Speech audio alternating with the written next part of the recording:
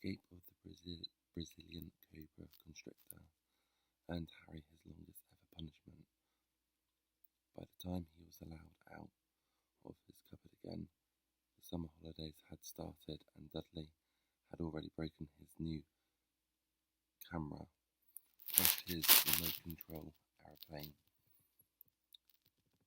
and first time on his racing bike, knocked down old Mrs. Fig, and as she crossed Crescent Drive on her crutches. Harry was glad school was over, but there was no escaping Dudley's gang, who visited the house every single day. Piers, Dennis, Malcolm, and Gordon were all big and stupid, but as Dudley was the biggest and stupidest of the lot, he was the leader. The rest of them were all quite happy to join in Dudley's favourite sport, Harry hunting. This was why Harry spent as much time as possible out of the house, wandering around and thinking about the end of the holidays, where he could see a tiny ray of hope. When September came, he would be going off to secondary school, and for the first time in his life, he wouldn't be with Dudley. Dudley had a place at Uncle Vernon's old school, Smeltings. Pierce Polkiss was going there too. Harry, on the other hand, was going to Stonewall High, the local comprehensive. Dudley thought this was very funny. They stuff people's heads down the toilet. First day at Stonewall, he told Harry, "Want to come upstairs and practice?" "No thanks," said Harry. "The poor toilets never had anything as horrible as your head down it. It might be sick." Then he ran, before Dudley could work out what he said. One day in July, Aunt Petunia took Dudley to London to buy his Smeltings uniform. I think I said that right. Leaving Harry at Mrs. Figg's. Mrs. Figg's wasn't as bad as usual. It turned out she'd broken her leg, tripping over one of her cats, as she didn't seem quite as fond of them as before. She let Harry watch television and gave him a bit of chocolate cake that tasted as though she had it for several years. That evening, Dudley paraded around the living room for the family in his brand new uniform. In the living room for the family, yeah, that's right, in his brand new living room. Smeltings, I think I'm saying that right, Smeltings boys wore maroon tall coats, orange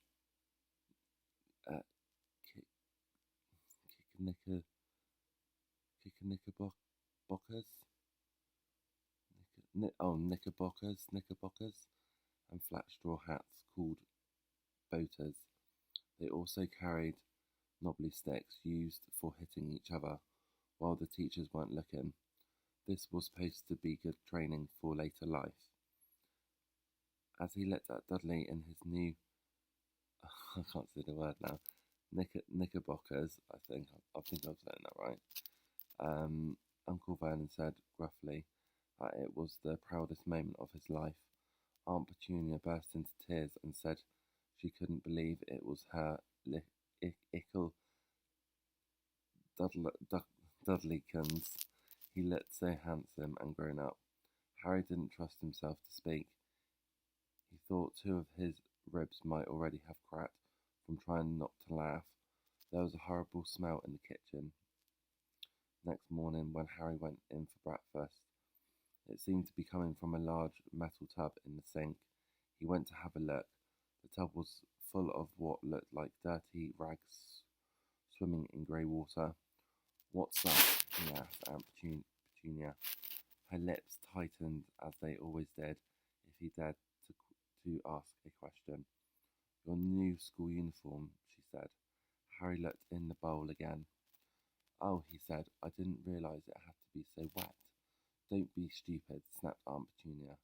I'm dyeing some of Dudley's old things grey for you. It will look just like everyone else's when I've finished. Harry seriously doubted this, but thought it best not to argue. He sat down at the table and tried not to think about how he was going to look on his first day at Stonewall High, like he was wearing bits of old elephant skin, probably. Dudley and Uncle Vernon came in, both with wrinkled noses because of the smell from Harry's new uniform. Uncle Vernon opened his newspaper, as usual, and Dudley banged his smelting stick, which he carried everywhere on the table. They heard the click of the letterbox and flop of letters on the doormat. Get the post, Dudley, said Uncle Vernon, from behind his paper. Make Harry get it. Get the post, Harry. Make Dudley get it. Poke him with your smelting stick, Dudley. Harry dodged the smelting stick and went to get the post. 3 things lay on the doormat: a postcard from Uncle Vernon's sister, Marge, who was holidaying on the Isle of Wight, a brown envelope that looked like a bill, and a letter for Harry. Harry picked it up and stared at it, his heart twanging like a giant elastic band. No one ever in his whole life had written to him. Who would? He had no friends, no other relatives. He didn't belong to the library, so he'd never even get rude notes asking for books back. Yet here it was, a letter addressed so plainly there could be no mistake. Mr. H. Potter, The Cupboard Under the Stairs, 4 Privet Drive, Little Winging, Surrey. The envelope was thick and heavy, made of yellowish parchment, and the address was written in emerald green ink. There was no stamp. Turning the envelope over, his hand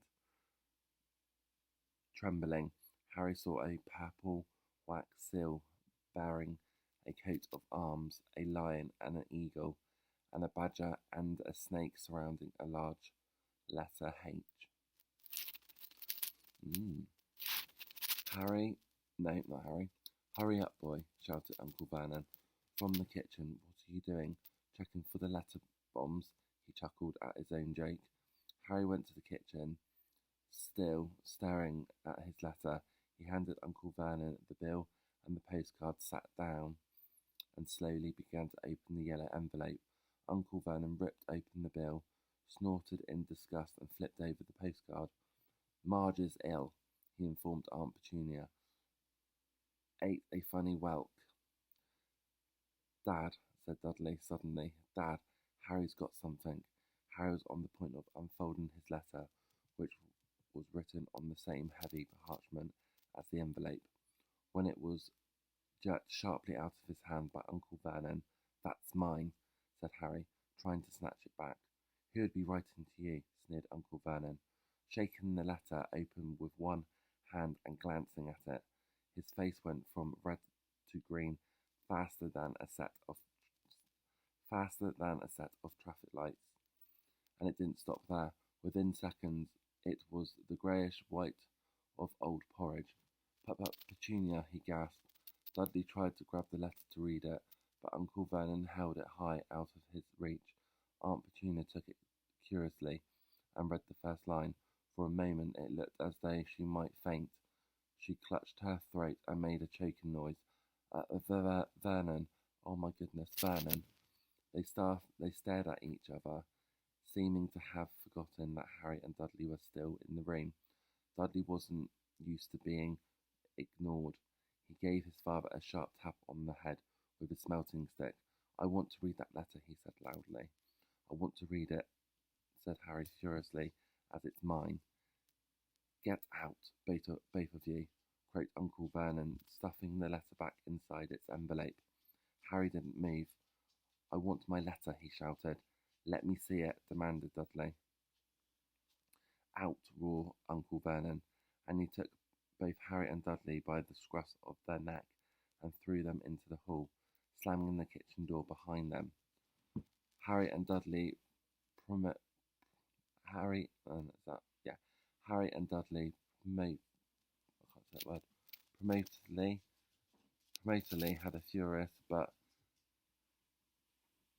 uh, silent fight over who would listen at the keyhole. Dudley won, his Harry, his glasses dangling from one ear, lay flat on his stomach to listen to the cracks between door door and floor. Vernon, Aunt Petunia was saying in a quivering voice, "Look, look at the address. How could they possibly know where he sleeps? You don't think they are watching the house? Watching, spying, might be following us," muttered Uncle Vernon wildly. "But what should we do, Vernon? Should we write back, tell them we don't want Harry? Tell them we don't want Harry?" Could see Uncle Vernon's shiny black shoes pacing up and down the kitchen. "No," he said finally, "no. We'll ignore it. If they don't get an answer, yes, that's best. We won't do anything. But I'm not having one in the house. Petunia, didn't we swear when we took him in we'd stamp out the dangerous nonsense?" That evening, when he got back from work, Uncle Vernon did something he'd never done before. He visited Harry in his cupboard. "Where's my letter?" said Harry. The moment Uncle Vernon had squeezed through the door. "Who's writing to me?" "No one. It was addressed to you by mistake." And Uncle Vernon no, by mistake, said Uncle Vernon shortly. "I have burnt it. It was not a mistake," said Harry angrily. It it had my cupboard on it." "Silence!" yelled Uncle Vernon, and a couple of spiders fell from the ceiling. He took a few deep breaths and then forced his face into a smile which looked quite painful. Yes, Harry, about this cupboard. Your aunt and I have been thinking. You're really getting a bit big for it. We think it might be nice if you moved into Dudley's second bedroom." "Why?" said Harry. "Don't ask questions," snapped his uncle. "Take this step upstairs now." The Dursleys' house had 4 bedrooms, one for Uncle Vernon and Aunt Petunia, one for visitors, usually Uncle Vernon's sister Marge, one where Dudley slept, and one where Dudley kept all the toys and things that wouldn't fit into his first bedroom. It only took Harry one trip upstairs to move everything he owned from the cupboard to his room. He sat down on the bed and stared around him. Nearly everything in here was broken. The month-old not cinema, the month-old camera was lying on top of a small working tank. Dudley had once driven over next door's dog. In the corner was Dudley's first ever television set, which he'd put his foot through when his favourite programme had been cancelled. There was a large bird cage which once held a parrot, and Dudley had swapped at school for a real air rifle, which was up on a shelf with the end all with the end all bent because Dudley had sat on it. Other shelves were full of books. They were the only things in the room that looked as though they'd never been touched. From downstairs came the sound of Dudley bawling at his mother. "I don't want him in there. I need that room. Make him get out." Harry sighed and stretched out on the bed. Yesterday he had given anything to be up here. Today he'd rather be back in his cupboard with that letter than up here without it. Next morning, at breakfast, everyone was rather quiet. Dudley was in shock. He screamed, whacked his father with his smelting stick, been sick on purpose, kicked his mother, and thrown his tortoise through the greenhouse roof, and he still didn't have his room back. Harry was thinking about this time yesterday, and bitterly wishing he'd opened the letter in the hall. Uncle Vernon and Aunt Petunia kept looking at each other darkly. When the post arrived, Uncle Vernon, who seemed to be trying to be nice to Harry, made Dudley go and get it. They heard him bang banging things with his smelting stick all the way down the hall. Then he shouted, "There's another one, Mr. H. Potter, the smallest bedroom, 4 Privet Drive." With a strangled cry, Uncle Vernon leapt from his seat and ran down the hall, Harry right behind him. Uncle Vernon had to wrestle Dudley to the ground to get the letter from him, which was made difficultly by the fact that Harry had grabbed Uncle Vernon around the neck from behind. After a minute of confused fighting, in which everyone got hit a lot by the smelting stick, Uncle Vernon straightened up, gasping for breath, with Harry's letter clutched in his hand. "Go to your cupboard. Oh, I mean your bedroom," he wheezed at Harry. "Dudley, go, just go." Harry walked around and round his new room. Someone he had moved out. Someone knew he had moved out of his cupboard, and they seemed to know he hadn't received his first letter. Surely that meant they're trying again, and this time he'd make sure they didn't fail. He had a plan.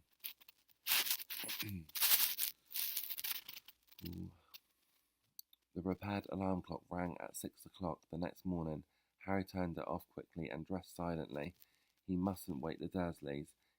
He stole downstairs without turning on any of the lights.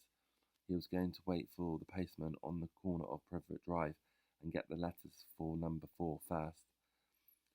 His heart hammered as he crept across the dark hall towards the front door. Ah! Harry leapt into the air. He'd trodden on something big and squashy on the doormat, something alive. Lights clicked on upstairs. To his horror, Harry realised that the big squashy something had been his uncle's face. Uncle Vernon had been lying at the front of the front door in his sleeping bag, clearly making sure that Harry didn't do exactly what he'd been trying to do. He shouted at Harry for about half an hour, and then told him to go and make a cup of tea. Harry shuffled miserably off into the kitchen, and by the time he got back, the post had arrived. Right into Uncle Vernon's lap, Harry could see 3 letters addressed in green ink. I want, he began in ink. He began, but Uncle Vernon was tearing the letters into pieces before his eyes. Uncle Vernon didn't go to work that day. He stayed at home and nailed up the letterbox. He explained to Aunt Petunia through a mouthful of nails. If they can't deliver them, they'll just give up. I'm not sure that will work, Vernon. Oh, those people's minds work in strange ways, Petunia. They're not like you and me, said Uncle Vernon, trying to knock in a nail with a piece of fruit cake Aunt Petunia had just brought him. On Friday, no fewer than 12 letters arrived for Harry. As they couldn't go through the letterbox, they had been pushed under the door, slotted through the sides, and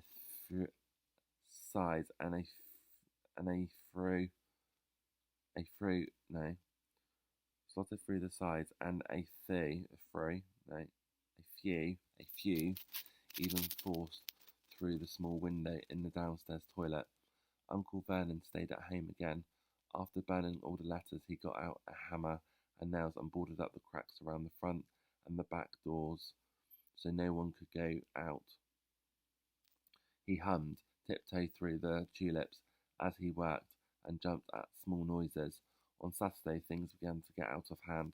24 letters to Harry found their way into the house, rolled up and hidden inside each of the 24 eggs that their very confused milkman had handed Aunt Petunia through the living room window. While Uncle Vernon made furious telephone calls to the post office and the dairy, trying to find someone to complain to, Aunt Petunia shredded the letters in her food mixer. Who on earth wants to talk to you this badly? Dudley asked Harry in amazement. On Sunday morning, Uncle Vernon sat down at the breakfast table looking tired and rather ill, but happy. No post on Sundays, he reminded them happily as he spreaded marmalade on his newspaper. No damn letters today. Something came whistling down the kitchen chimney as he spoke and caught him sharply on the back of the head. Next moment, 30 or 40 letters came pelting out of the fireplace like bullets. The Dursleys ducked, but Harry leapt into the air trying to catch one.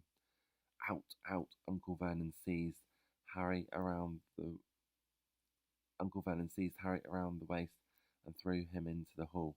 When Aunt Petunia and Dudley had run out with their arms over their faces, Uncle Vernon slammed the door shut. They could hear the letters still streaming into the room, bouncing off the walls and the floor. That does it, says Uncle Vernon, trying to speak calmly but pulling great tufts out of his moustache at the same time. I want you all back here in 5 minutes, ready to leave. We're going away. Just pack some clothes, no arguments. He looked so dangerous with half his moustache missing, that no one dared argue. 10 minutes later, they had wrenched their way through the boarded up doors and were in the car, speeding towards the motorway. Dudley was sniffing in the back seat. His father had hit him around the head for holding them up while he tried to pack his television, video and computer in his sports bag. They drove and they drove. Even Aunt Petunia didn't dare ask where they were going. Every now and then Uncle Vernon would take a sharp turning and drive in the opposite direction for a while. Shake 'em off, he would mutter whenever he did this. They didn't stop to eat or drink all day. By nightfall, Dudley was howling. He'd never had such a bad day in his life. He was hungry. He missed 5 television programs he wanted to see, and he'd never gone so long without blowing up an alien on his computer. Uncle Vernon stopped at last outside a gloomy-looking hotel on the outskirts of a big city. Dudley and Harry shared a room with twin beds and damp, musty sheets. Dudley snored, but Harry stayed awake, sitting on the windowsill, staring down at the lights of passing cars and wondering. They ate stale cornflakes and cold tinned tomatoes on toast for breakfast the next day. They had just finished when the owner of the hotel came over to their table. Excuse me, but is one of you Mr. Harry Potter? No. But is one of you Mr. H. Potter? Only I got about an under of these at the under of these at the front desk.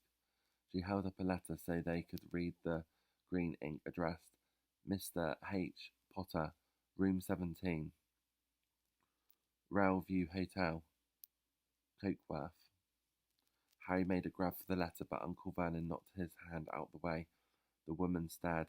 I'll take them, said Uncle Vernon, standing up quickly and following her from the dining room. Wouldn't it be better just to go home, dear? Aunt Petunia suggested timidly. Hours later, but Uncle Vernon didn't seem to hear her, exactly what he was looking for. None of them knew. He drove them into the middle. I missed that. And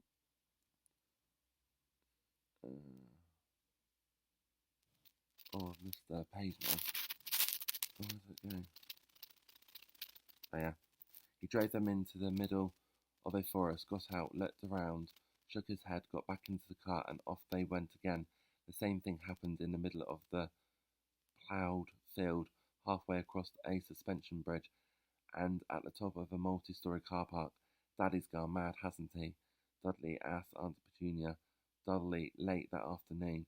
Uncle Vernon had parked at the coast, locked them all inside the car, and disappeared. It started to rain. Great drops beat on the roof of the car. Dudley snivelled. It's Monday, he told his mother. The great Humbertrays on tonight. I don't know if I said that right. I want to stay somewhere with a television. Monday, this reminded Harry of something. If it was Monday and you could usually count on Dudley to know the days of the week because of the television, then tomorrow, Tuesday, no, then tomorrow, Tuesday, was Harry's 11th birthday, of course. This His birthday was never exactly fun last year. The Dursleys had given him a coat hanger and a pair of Uncle Vernon's old socks. Still, you weren't 11 every day. Uncle Vernon was back and he was smiling. He was also carrying a long, thin package and didn't answer Aunt Petunia when she asked what he'd brought. Found the perfect place, he said. Come on, everyone. Out. It was very cold outside the car. Uncle Vernon was pointing at what looked like a large rock, way out to sea. Perched on the top of the rock was the most miserable little shack you could imagine. One thing was certain, there was no television in there. Storm forecast for tonight, said Uncle Vernon, gleefully, clapping his hands together. And this gentleman kindly agreed to lend us his boat. A toothless old man came abeling up to them, pointing with a rather wicked grin at an old rowing boat bobbling in the iron-grey water below them. I've already got us some rations, said Uncle Vernon, so all aboard. It was freezing in the boat. Icy sea spray and rain crept down their necks, and a chilling wind whipped their faces. After what seemed like hours, they reached the rock where Uncle Vernon, slipping and sliding, led the way to a broken-down house. The inside was horrible. It smelled strongly of seaweed. The wind whistled through the gaps in the wooden walls, and the fireplace was damp and empty. There were only 2 rooms. Uncle Vernon rationed turned out to be a packet of crisps each and 4 bananas. He tried to start a fire, but the empty crisp packet just smoked and shriveled up. Could do with some of those letters now, huh? He said cheerfully. He was in a very good mood. Obviously, he thought nobody stood a chance of reaching them here in a storm to deliver post. Harry privately agreed, though the thought didn't cheer him up at all. As night fell, the promised storm blew up around them. Spraying from high waves splattered the walls of the hut, and a fierce wind rattled the filthy windows. Aunt Petunia found a new mouldy blankets in the second room and made up a bed for Dudley on the moth-eaten sofa. She and Uncle Vernon went off to the lumpy bed next door, and Harry was left to find the softest bit of floor he could, and to curl up under the thinnest, most ragged blanket. The storm raged more and more furiously as the night went on. Harry couldn't sleep. He shivered and turned over, trying to get comfortable, his stomach rumbling with hunger. Dudley's snores were drowned by the low rolls of thunder that started near midnight.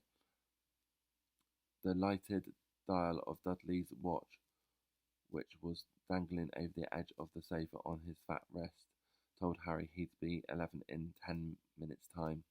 He laid and watched his birthday tick nearer, wondering if the Dursleys would remember at all, wondering where the letter writer was now. 5 minutes to go, Harry heard something creak outside.